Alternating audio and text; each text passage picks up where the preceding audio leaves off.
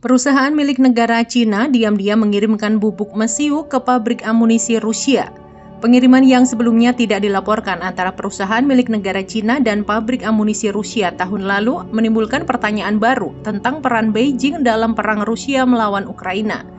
Melansir laporan dari The New York Times pada 2 kesempatan terpisah tahun lalu, gerbong kereta api yang membawa puluhan ribu kilogram bubuk tanpa asap atau bahan bakar yang cukup untuk membuat setidaknya 80 juta butir amunisi secara kolektif bergemuruh melintasi perbatasan Cina-Rusia di kota terpencil Zabaikalsk.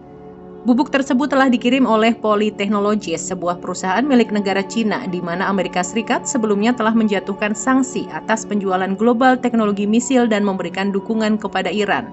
Tujuannya adalah pabrik Cartridge Barnaul, sebuah pabrik amunisi di Rusia Tengah dengan sejarah memasok pemerintah Rusia. Pengiriman yang sebelumnya tidak dilaporkan ini yang diidentifikasi oleh Importia News, agregator data perdagangan yang berbasis di Amerika Serikat, menimbulkan pertanyaan baru tentang peran yang dimainkan Cina dalam mendukung Rusia saat berjuang untuk merebut wilayah Ukraina. Beberapa ahli mengatakan pengiriman Poly Technologies ke Barnaul Cartridge Plant sejak invasi yang berjumlah hampir 2 juta dolar Amerika Serikat menurut catatan Bea Cukai merupakan bantuan yang mematikan. Menurut catatan Bea Cukai, Poly Technologies bermaksud pengirimannya akan digunakan dalam jenis amunisi yang ditembakkan oleh senapan serbu Kalashnikov Rusia dan senapan sniper.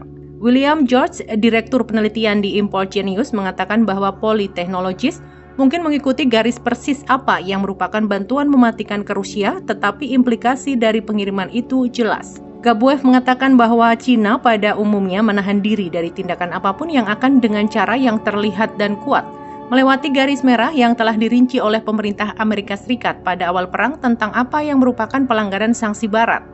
Karena Poly Technologies memiliki riwayat pengiriman ke pabrik Barnaul sebelum perang, Cina mungkin melihat pengiriman tersebut sebagai bagian dari arus perdagangan reguler.